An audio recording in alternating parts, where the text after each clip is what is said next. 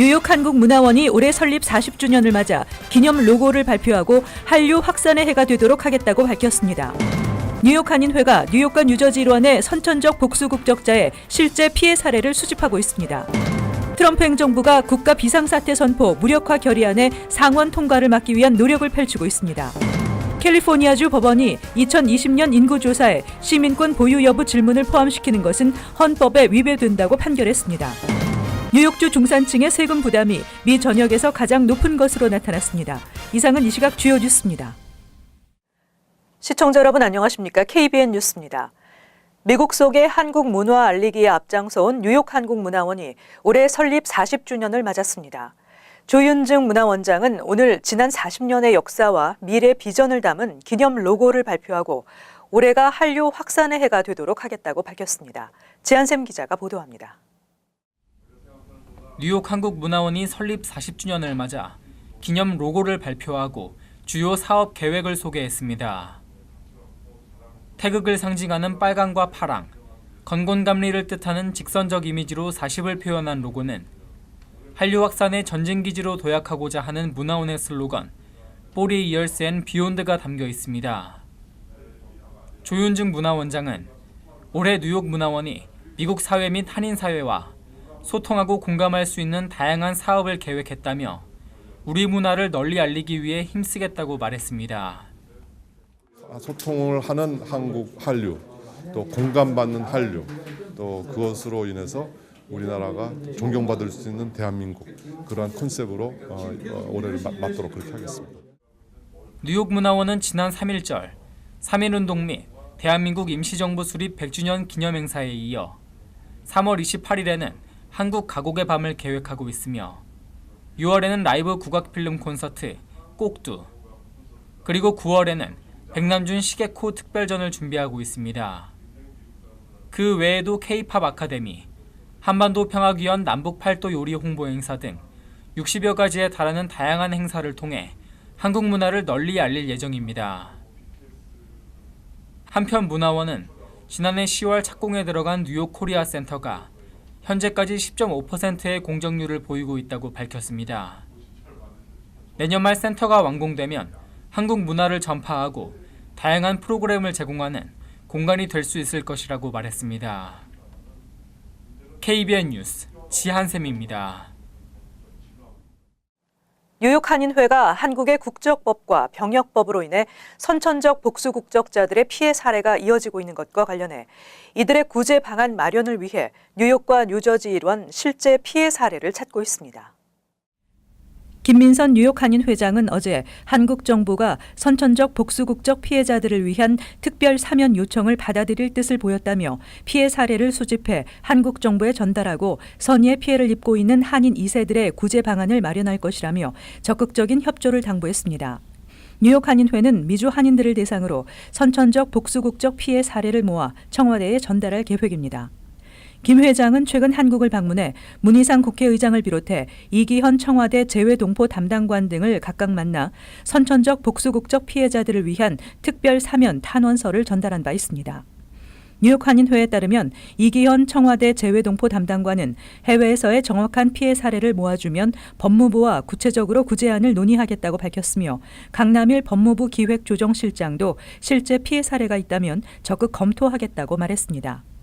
이번 피해 사례 접수를 원하는 한인들은 뉴욕 한인회로 연락하면 됩니다. 도널드 트럼프 대통령이 멕시코 국경에 장벽을 건설하기 위해 국가 비상사태를 선포한 것을 무력화하기 위한 의회 결의안이 지난달 하원을 통과한 가운데 트럼프 행정부가 이 결의안의 상원 통과를 막기 위한 노력을 펼치고 있습니다. 국가 비상사태 선포 무력화 결의안은 지난달 공화당 13명의 의원까지 찬성표를 던져 하원에서 통과된 바 있습니다. AFP 통신은 오늘 상원에서도 공화당 소속 의원 4명이 결의안에 찬성하고 있어 트럼프 대통령을 골치 아프게 하고 있다고 전했습니다. 현재 상원은 공화당이 51석, 민주당이 47석이지만 공화당에서 4석이 이탈하면 결의안이 가결되기 때문입니다. 트럼프 대통령은 오늘 트위터에 공화당 소속 하원 의원들에게 단일 대오를 유지해달라고 당부하며 공화당 상원 의원은 헌법이나 판례에 대해 투표하는 것이 아니라 우리에게 절실히 필요한 국경 보안과 장벽에 대해 투표하는 것이라며 미국은 현재 마약과 인신매매 그리고 범죄의 침입을 받고 있다고 주장했습니다. 한편 트럼프 대통령은 결의안이 제출되기 전에 거부권 행사 방침을 밝혔습니다. 결의안이 상원을 통과하면 트럼프 대통령의 취임 후 첫 거부권 행사 사례로 기록될 것으로 보입니다. 커스텐 닐슨 국토안보부 장관도 트럼프 대통령을 지원하며 지난달 불법 이민이 최근 몇 년 사이 최고를 기록했으며 앞으로 몇 달 동안 더 악화될 것이라며 이는 국가 안보에 대한 위협이라고 주장했습니다. 캘리포니아주 법원이 2020년 인구조사에 시민권 보유 여부 질문을 포함시키려는 트럼프 행정부의 결정은 미국 민주 시스템의 근간을 위협하는 것이며 헌법에 위배된다고 판결했습니다. 리처드 시보그 판사는 2020년 인구조사에 시민권 여부를 묻는 질문을 포함시키겠다는 상무부의 결정은 이민자의 참여를 위축시켜 의회 의석수 배분을 왜곡시킬 수 있다며 인구조사는 미국 내 모든 사람들을 빠짐없이 조사해야 한다는 헌법의 규정을 위반하는 것이라고 판결했습니다. 시보그 판사의 판결은 시민권 보유 여부 질문이 행정적 절차에 위배되기 때문에 안 된다고 한 뉴욕 연방법원의 제스 퍼먼 판사와 달리 헌법에 위배된다고 판결해 퍼먼 판사의 판결과는 큰 차이를 보였습니다. 뉴욕 연방법원의 제스 퍼먼 판사는 지난 1월 10년에 한 번 치러지는 인구조사에 시민권 보유 여부에 대한 질문을 포함시키면 안 된다고 상무부의 결정을 막았으며 대법원도 지난달 이에 대해 재검토하기로 동의했습니다. 캘리포니아주와 몇몇 도시들은 시민권 보유 여부에 대한 질문은 정치적 목적에 따른 것이라며 포함을 금지시켜 줄 것을 요구하는 소송을 제기했었습니다. 뉴욕주의 높은 지방세로 인해 중산층의 세금 부담이 미 전역에서 가장 높은 것으로 나타났습니다. 또 소득이 낮을수록 세금 부담이 커지는 경우가 많다는 지적이 나왔습니다. 금융정보 사이트 월렛허브가 조세경제정책연구소의 2018년 10월 자료를 기반으로 분석한 결과에 따르면 뉴욕주의 고소득 중산층 과세 비율은 워싱턴 DC를 포함한 51개 주 지역 중에서 가장 높았습니다. 연수입 5만 달러의 뉴욕주 중산층 주민은 소득의 12.7%, 15만 달러의 고소득층 주민은 12.4%, 2만 5천 달러인 저소득층 주민은 11.6%를 세금으로 납부하는 것으로 나타났습니다.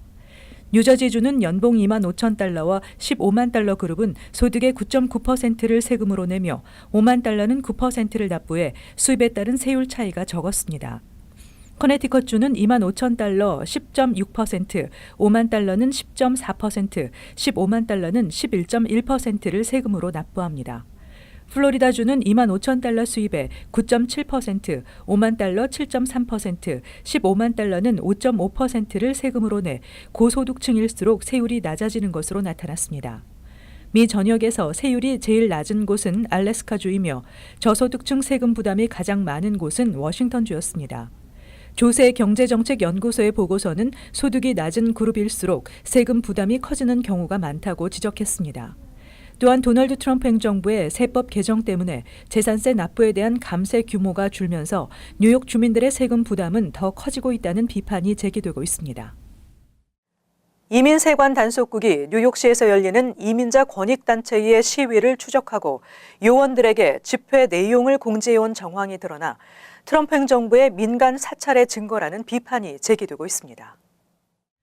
국토안보부의 내부 문서에서 ICE가 지난해 7월 말부터 8월 중순 사이 뉴욕시에서 열린 진보 성향 집회를 반 트럼프 시위로 규정하고 이에 대한 정보를 수집해온 정황이 드러났다고 더 네이션이 어제 보도했습니다.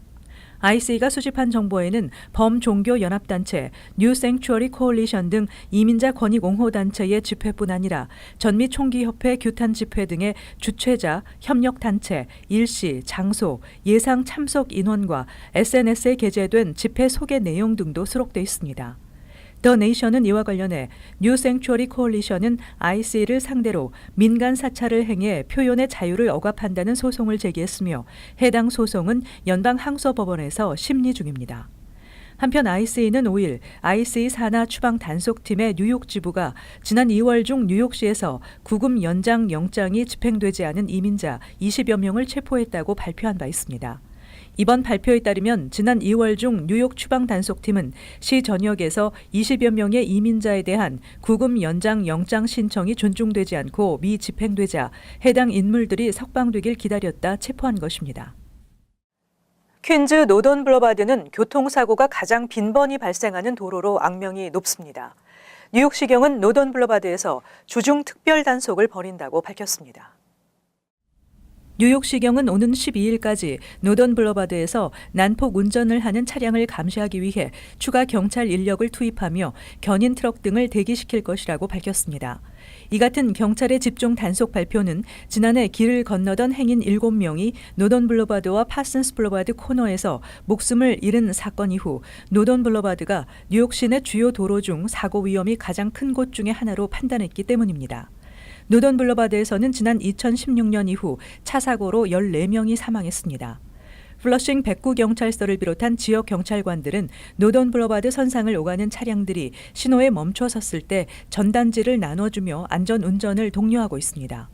이번 단속 기간 동안 과속 또는 무리하게 차선을 바꾸고 신호 위반과 자전거에 위협이 되는 행위, 보행자의 양보를 하지 않은 운전자 등이 적발되면 벌금형이나 벌점이 부과됩니다. 퀸즈에서 교통사고로 가장 악명이 높았던 거리는 퀸즈 블러바드로 꼽히는데 흔히 죽음의 블러바드로 불릴 만큼 사고 사망률이 높았지만 차선을 줄이고 자전거 전용 도로를 보호하기 위한 시설을 설치하는 등의 노력과 경찰의 집중 단속이 병행되면서 사고율이 크게 개선된 바 있습니다. 뉴욕주 민주당이 복수의 정당에서 표를 받을 수 있는 퓨전 보팅 금지 결의안을 채택해 선거 관련 법률 개정에 상당한 영향을 미칠 것으로 예상되고 있습니다. 군소 정당들이 각종 선거에서 후보를 내기가 어려워질 전망입니다. 뉴욕주 민주당은 5일 선거에서 출마자가 소속당 외에도 복수의 정당 이름으로 유권자의 표를 받을 수 있도록 하는 퓨전 보팅 금지 결의안을 채택했습니다.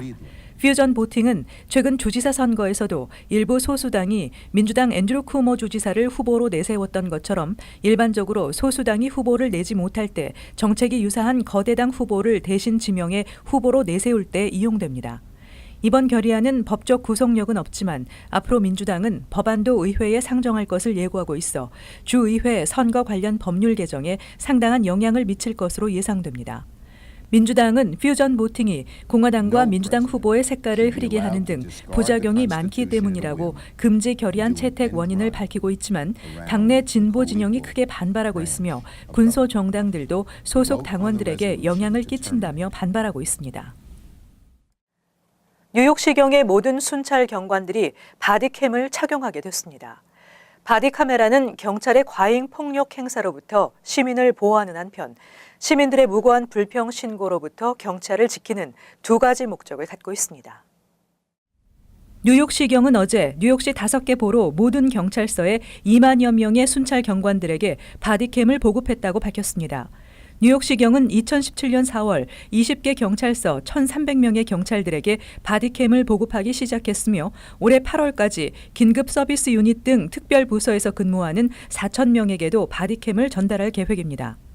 경찰들은 체포 과정에서 차량과 가택, 거리 수색 등 공권력이 사용되는 모든 과정에서 녹화를 해야 하며 비상시를 제외하고 녹화가 되고 있다는 것을 수사 대상에게 통보해야 합니다. 법원은 지난달 바디캠을 통해 녹화된 영상을 일반 시민들에게 공개할 수 있다고 판시한 바 있습니다.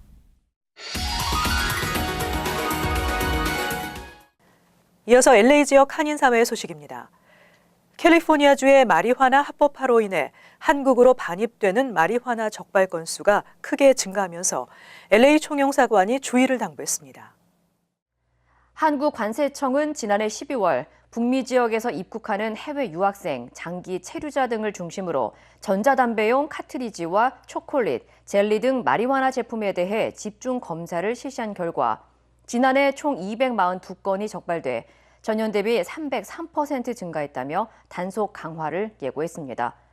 LA 총영사관은 마리화나 소지, 구입 판매를 알선하거나 흡연을 하다 적발될 경우 한국에서 마약류에 관한 법률 위반으로 5년 이하의 징역 등 형사처벌을 받게 될 뿐만 아니라 미국에서도 연방법 위반으로 강제 추방 또는 입국 시 거부당할 수 있다고 경고했습니다. LA 국제공항에서 시애틀로 출발한 항공기가 폭풍우 속에서 번개를 맞고 긴급 회항했습니다.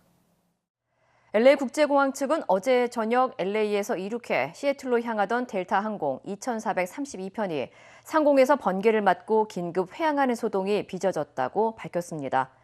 당국은 번개를 맞은 항공기는 회항해 LA 국제공항에 무사히 정상 착륙했으며 부상자는 없었다고 덧붙였습니다. 한편 국립기상국에 따르면 어제 저녁 8시 직후 5분 동안 남가주 해안가에서는 무려 1,500여 차례의 천둥 번개가 친 것으로 나타났습니다. 이어서 간추린 소식입니다.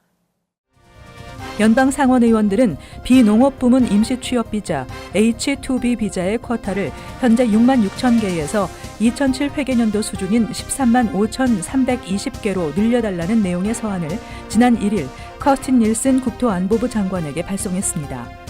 의원들은 서한에서 지난 1월 1일 2019 회계년도 전반기 H-2B 비자 신청 접수가 시작되자마자 신청서가 폭주했다며 이는 계절성 한시 노동자 확충의 필요성을 반증하는 것이라고 밝혔습니다. 부친 장례식 참석을 위해 지난달 2일 한국을 찾았으나 병역법 위반을 이유로 출국 금지 조치가 취해져 미국으로 돌아오지 못한 채 한국에 체류 중이던 한인 이동현 씨가 4일 미국으로 귀환했습니다. 오하이오 페리스버그에서 가족들과 티트리 레스토랑을 운영 중인 이 씨가 출국이 금지되자 오하이오 지역 재향군인회와 주민들이 구명 운동을 펼쳤고 3,500달러의 성금을 모아 전달하기도 했습니다. 뉴욕시 소방국에 따르면 어제 오전 6시 10분쯤 브롱스의 홀랜드 애비뉴와 이스트 214 스트릿의 3층짜리 아파트에서 2급 알람 규모의 화재가 발생해 최소 1명이 숨지고 19명이 부상을 입었습니다. 1층에서 불이 시작된 이날 화재는 2층과 3층까지 급속히 옮겨 붙었고 현재 2명은 생명이 위독한 상태이며 소방관과 경찰을 포함해 17명이 중경상을 입고 병원으로 긴급 후송됐습니다. 뉴욕 뉴저지 항만청에 따르면 최근 JFK 국제공항과 라과디아, 스튜어트, 뉴악 리버티 국제공항 등 4곳의 공항에 28개의 최첨단 모유 수유실이 설치됐습니다. 이번에 설치된 모유 수유실에는 유축기를 사용할 수 있는 전기시설과 사생활 보호를 위한 잠금 장치 등과 함께 산모들이 이용할 수 있는 각종 편의시설을 갖추고 있습니다. 모유 수유실은 각 공항의 보안 검색대 인근에서 쉽게 찾을 수 있습니다. 계속해서 환율과 증권 소식입니다.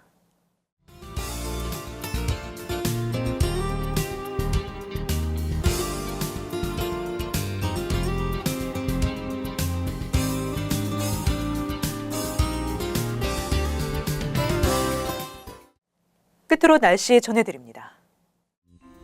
금요일 대체로 흐리겠습니다. 낮 최고 기온은 37도, 섭씨 영상 3도, 밤 최저 기온은 28도, 섭씨 영하 2도 예상됩니다. 토요일은 대체로 맑겠습니다. 일요일 비가 예상됩니다. 이상으로 KBN 뉴스를 마칩니다. 시청해주신 여러분 고맙습니다.